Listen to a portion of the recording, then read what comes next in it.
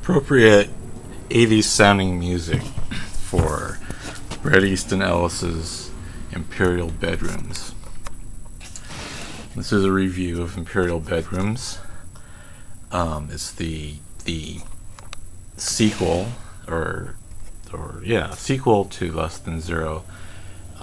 We find the characters from Less Than Zero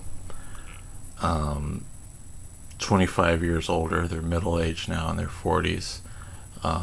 Clay is a screenwriter in Los Angeles, and he's having an affair with this sneaky little actress, half his age, named Rain, who just wants a part in the film he's working on called The Listeners, which is obviously another version of, or just an indication of The Informers.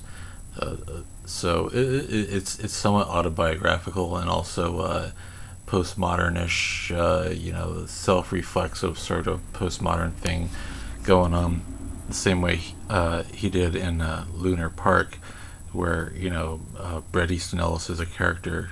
They talk about the actual book that was written by an author chronicling their lives a long time ago, and the movie that was made, and how the movie didn't reflect on their lives or the book that much.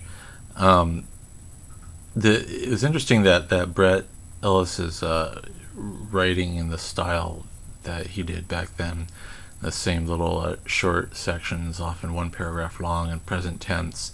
The one thing that irritates me about Ellis's thing is he always got his character shrugging. I shrug. I mean, I know he's probably doing that as a sort of indication of ennui or whatever, or lackadaisical Southern California shrugging, but it tends to get irritating after a while. Overall, the book has a dark feel to it. I mean, there's snuff films going on, and a lot of paranoia.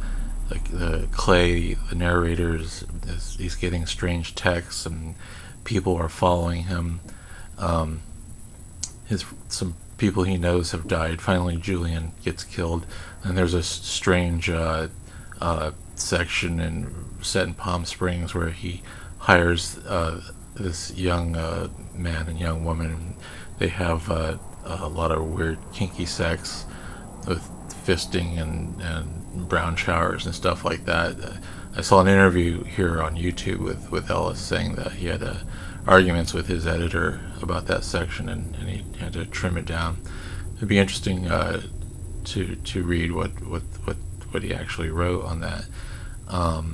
It gets a little confusing towards the end, similar to Glamorama, where you don't know what the hell is going on, and maybe that's supposed to be the case.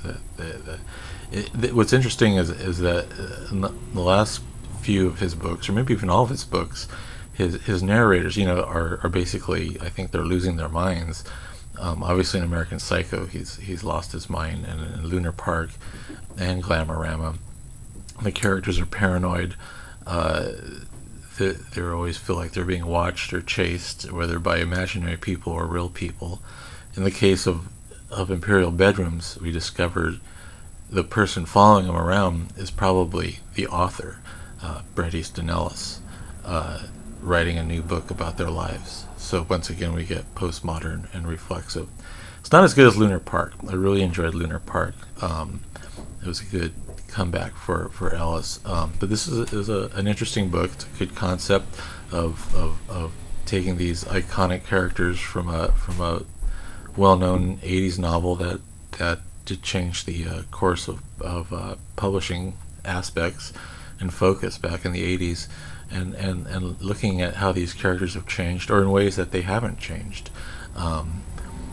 In many ways, they're still the same, but they've also changed. They've aged, and overall, not a bad book. I would give it a B minus, and would recommend it for Bret Ellis fans. You can't read it without having read Less Than Zero and knowing what was going on. So you have to come to it with that in mind. So if you haven't read Less Than Zero, I would suggest reading it and then reading this book, and it's not a bad read.